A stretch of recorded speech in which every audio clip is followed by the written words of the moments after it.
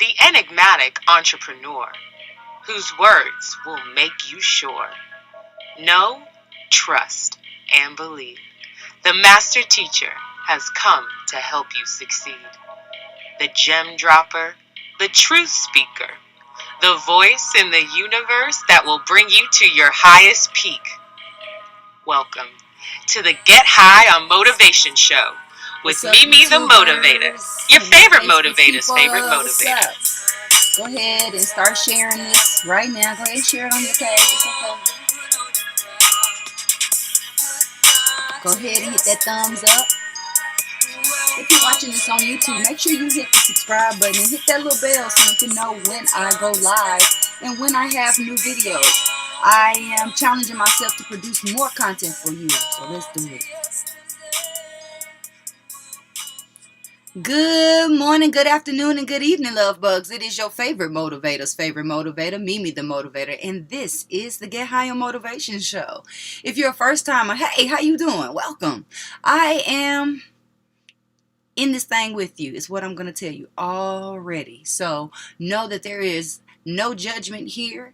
I am a real person with real problems, and I offer real solutions to you. Now, if you are a returner, then what's up, little bug? Welcome back. Let's go ahead and jump into today's show about why rejection breeds obsession. So before that, we have our food for thought. So I got a text message today. I have to give a shout out to my brother Bahama.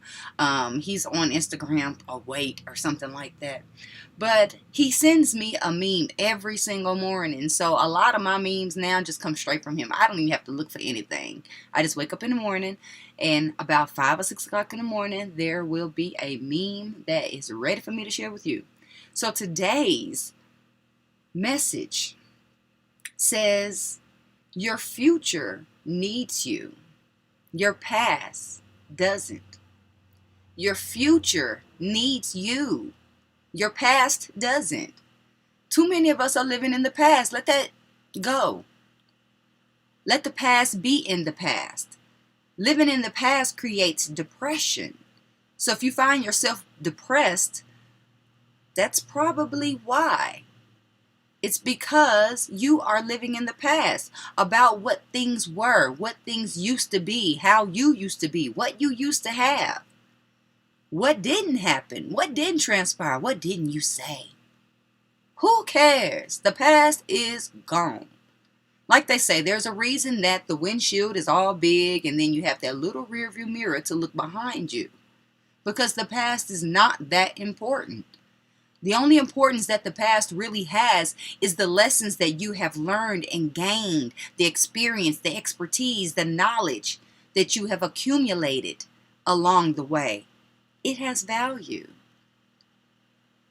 But everything else needs to be focused on right here, right now, because the past is gone. And the future needs you. Not that we need to be focused on the future, because that creates anxiety. But the future needs you to be present. The future needs you to do what you can do right here, right now, to prepare for that future experience. Your future needs you. Your future needs you to eat right and to get some good rest and to exercise. Your future needs you to do your homework on what it is that you desire to create. Your future needs you.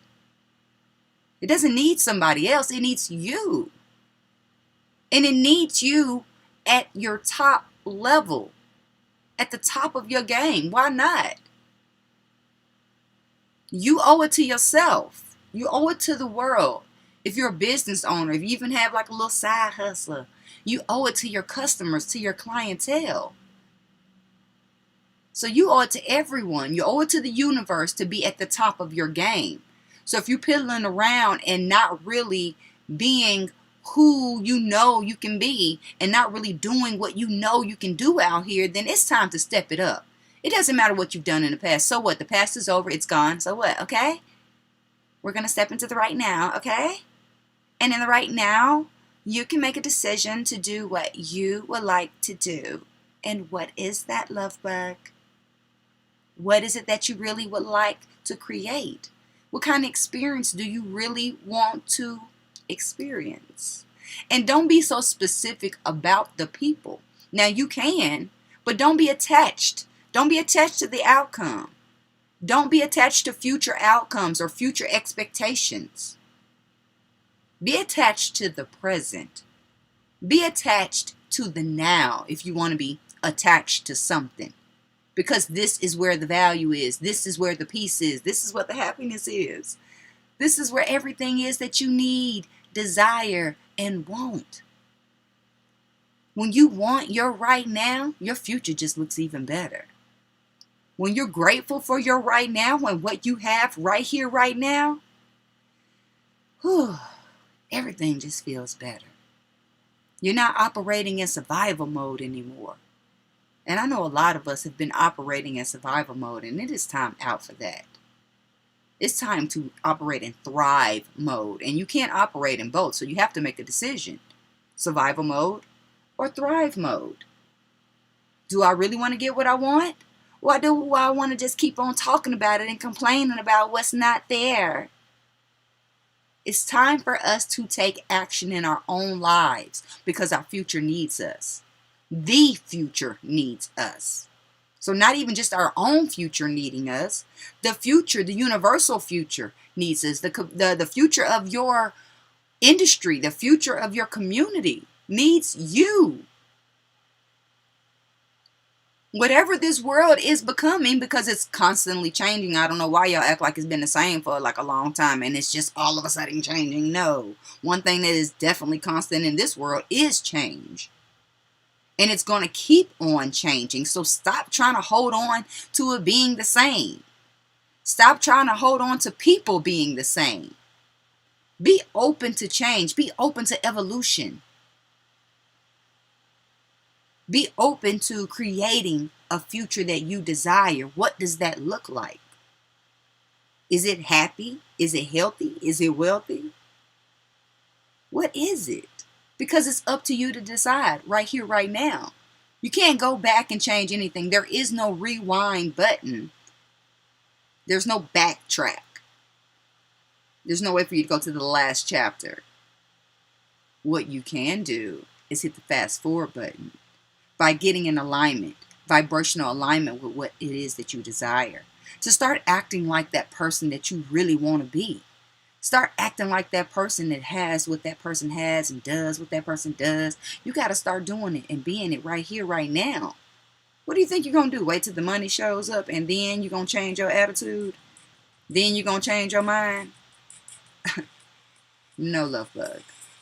When you start changing your mind, your world will start changing. When you start changing your perspective and how you're looking at things, your world will begin to evolve with that changed thinking. So go ahead and put on a new mind. Renew your mind. I'm going to get some tea. And let's talk about this whole why obsession breeds rejection. Excuse me. Why rejection breeds obsession. You got it.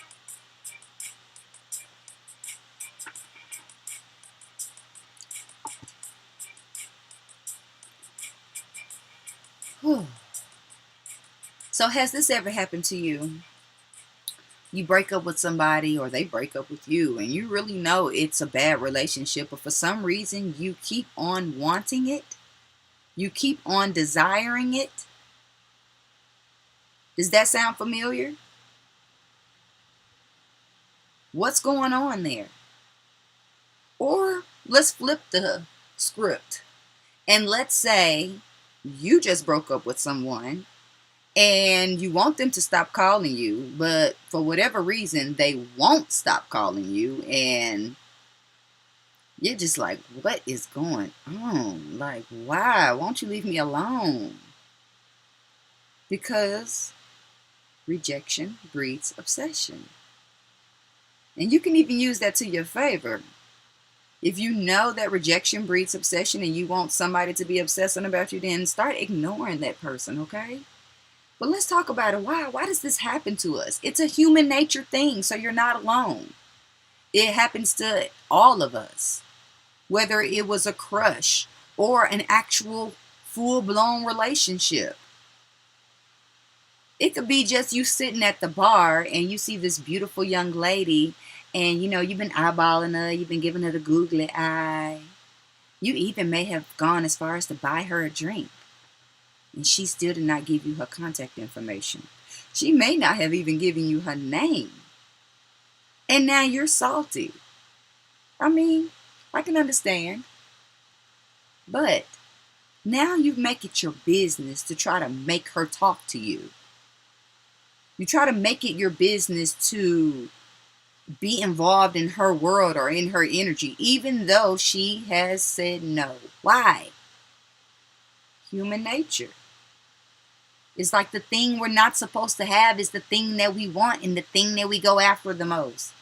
It goes all the way back to the biblical times with Adam and Eve. Come on, man. They had this one tree. They had a whole garden. You have the whole Garden of Eden available to you. Just please do not eat from this one tree.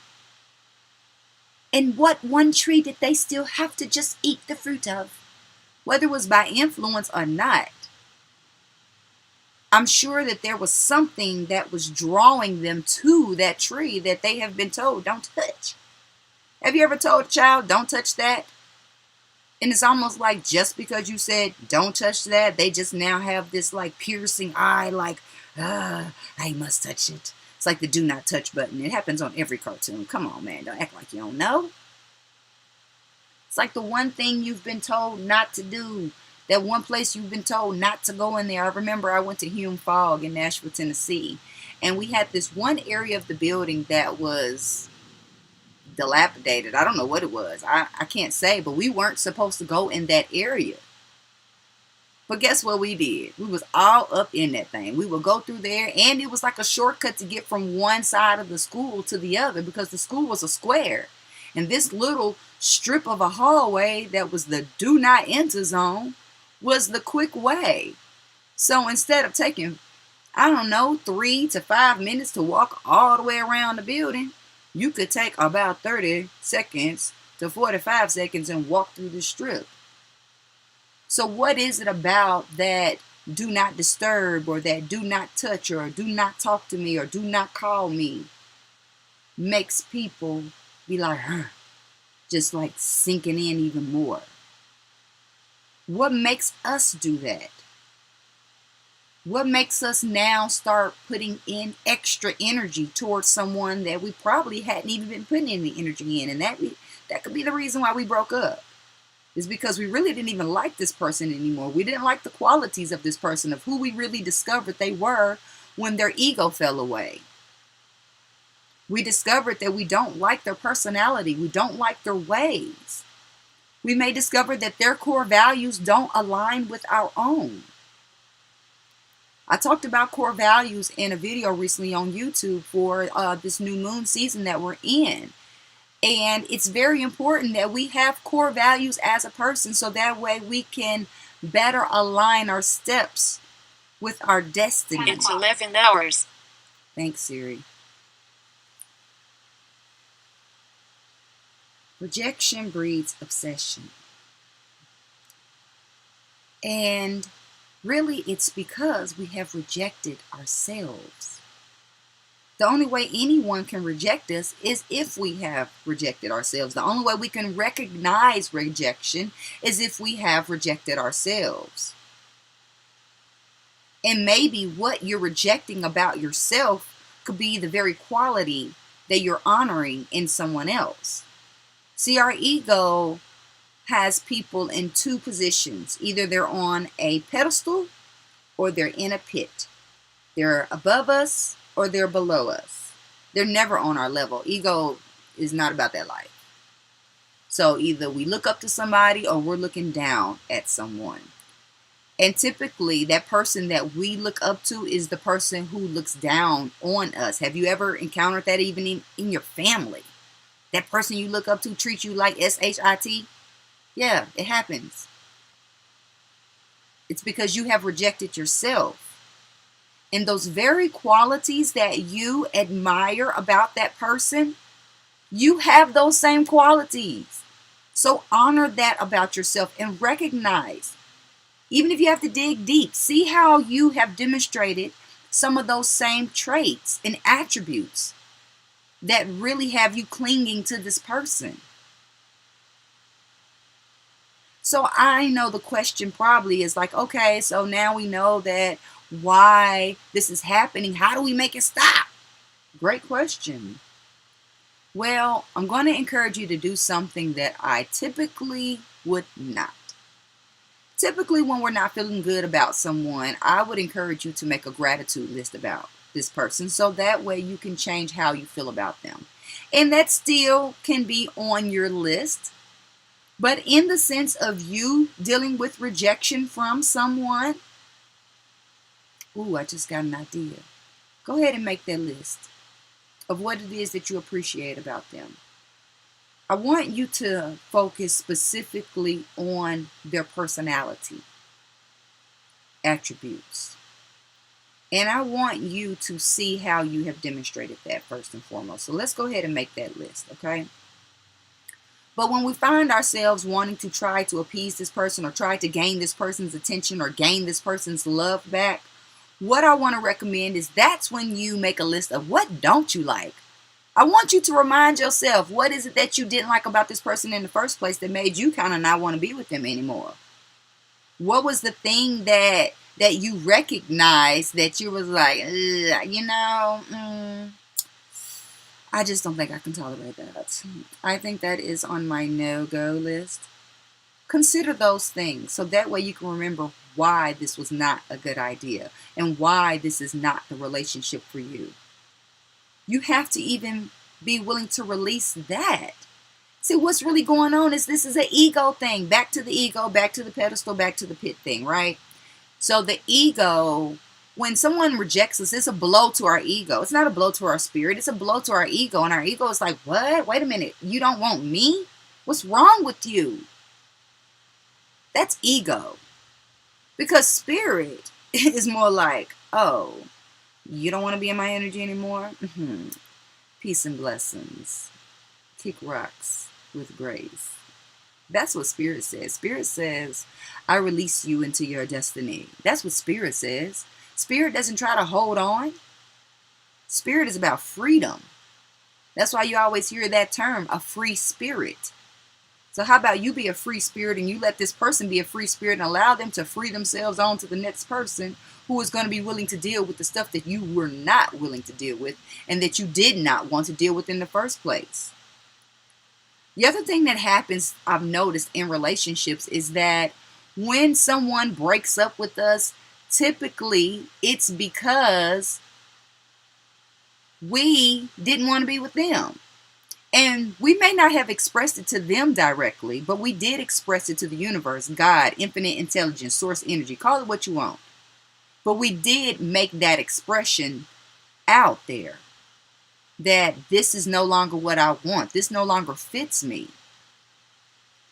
So what happens sometimes in the universe is sometimes the universe starts working in the people around us and starts moving and shifting them in order to create the experience that we desire.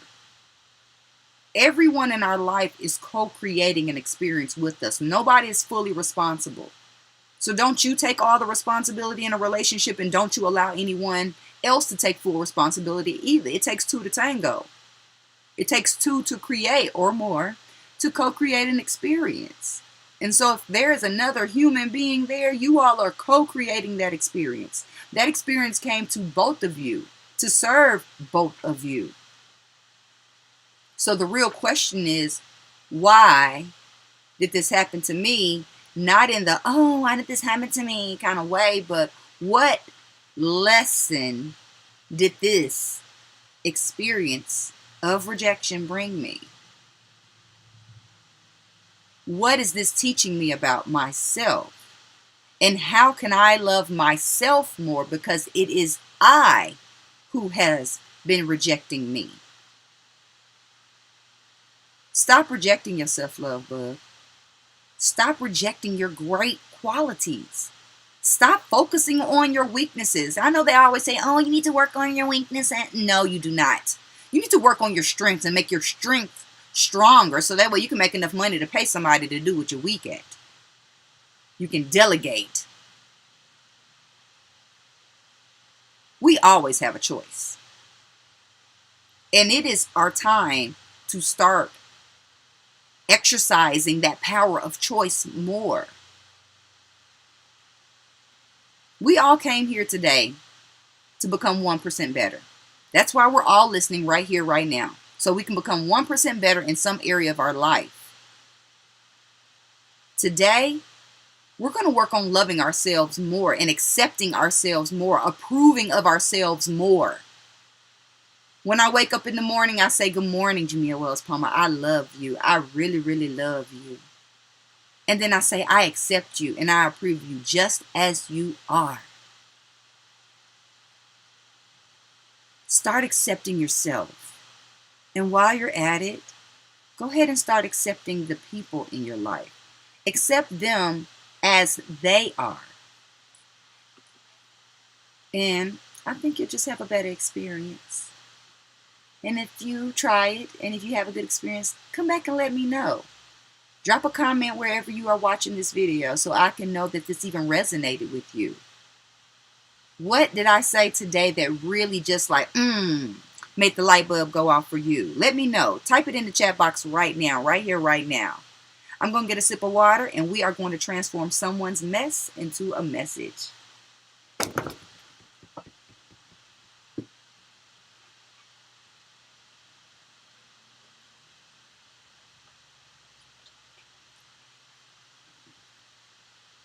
So Lovebugs, if you haven't already been to mimileut.com or click that little link tree thing to see what's going on, make sure that you know what events I have going on that pertain to you, that can help you get to the next level.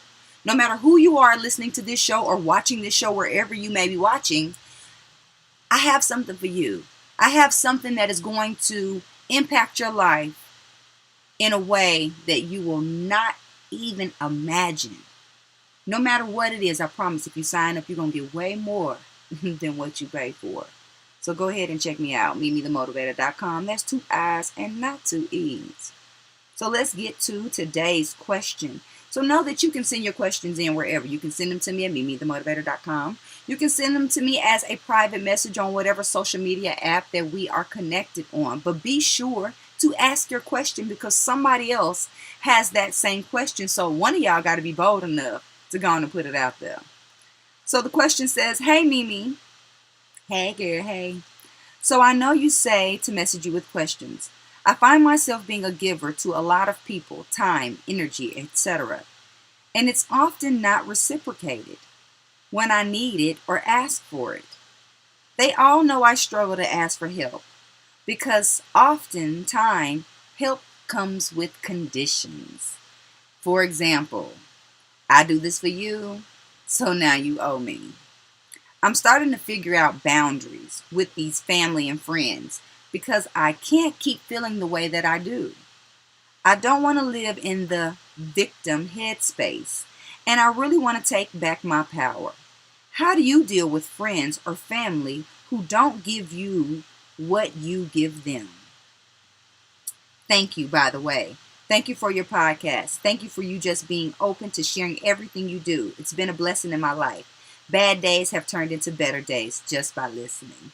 So first of all, thank you for being vulnerable. Thank you for reaching out and sharing your question and your struggle. You're not alone. I struggle with this a lot myself. You know, I feel like Erykah Badu. I'm a recovering undercover over lover. Yeah, that's what it is. You might be an over lover, and we have to set our own boundaries, and we have to respect and honor our own boundaries. Because when we give more than what is comfortable, it creates resentment. And the resentment is still on us. It's not the other person. So first, I want to congratulate you for saying that, for taking ownership for how you feel and deciding that you no longer want to feel that way. Because that is where it begins, is with the choice, with the decision that this is no longer okay for me. So first of all, you have to decide what is okay for you to give. That is where boundaries come in. How much is okay for you to give time-wise, energy-wise, monetarily? Don't deplete yourself. As a matter of fact, don't even pour from your cup anymore. Fill your cup up to the point that it is now overflowing And you got plenty to share. And you're going to pour from your saucer from now on. Now, I don't know where I got this from, but I'm going to keep on repeating it. Pour from your saucer, not from your cup. Okay?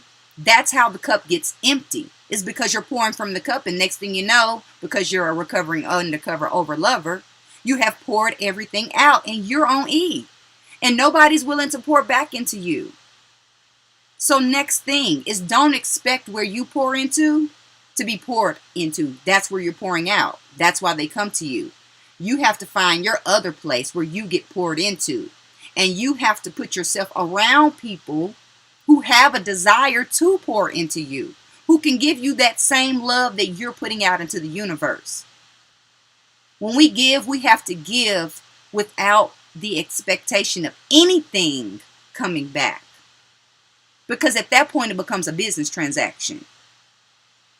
You give, not to gain, not to receive. That's a byproduct of giving. So you focus on giving and keep giving what you can give, and do not give what you cannot. Don't deplete yourself. That is totally up to you. We are given, let's say we are given 1 cup of water or energy every day. You decide where you pour it. You decide who and how much. You don't let them decide. You don't let them dictate what they're going to do with your time and your energy. You be the master of your time. You be the master of your energy. You be the master of you. Because that's where the true power is. So I want to make sure that I answer everything. I definitely commend you for not wanting to live in the victim headspace, because we have a choice. Either we're victim or we're victor. So we have to change how we're telling our story. Yes, it hurt, but I'm okay. Yes, they screwed over me, but I learned a lesson and it won't happen to me again. It won't happen to me on the next level. We have to change how we're telling our story, so that way we can change how we feel and we can change the future stories that we create, because remember, the future needs you. And if you're just tuning in, make sure that you go back to the beginning and listen to the replay. Your past no longer needs you. Say goodbye. Your future needs you. The future needs you. And that's why you have to be sure that you are filling your own cup up. When my friends and my family don't give me what it is that I know that I need, and I know that they know that I need, I give them grace. I give them a pass. Sometimes I actually just hold space for them, because as much as I think I need something, they may need it as well, and I may not be able to recognize it. Our friends and family may not have what we believe they have to give. So don't expect it from them. Release your attachment to family. Release your attachment to outcomes dealing with family. Because family is tricky. I guess it is tricky. I don't even know what that word means, but it sounds like it. Because it can be prickly and tricky, huh? I think we're going to have to actually do a show on how to be family with family, because that can be a challenge in itself. Can anybody resonate with that? Well, ladies and gentlemen, we are out of time. I want to thank you all for joining me wherever you have joined from. Make sure you hit the like, subscribe, give me some 5 stars, give people a comment, and let them know what to expect when they tune into this show. But most importantly, share it with somebody. And I'll see you next week. I love you, Lovebug. I'm your favorite motivator's favorite motivator, Mimi the Motivator, and this is the Get High Motivation Show. Be happy. Be healthy. Be you. I love y'all.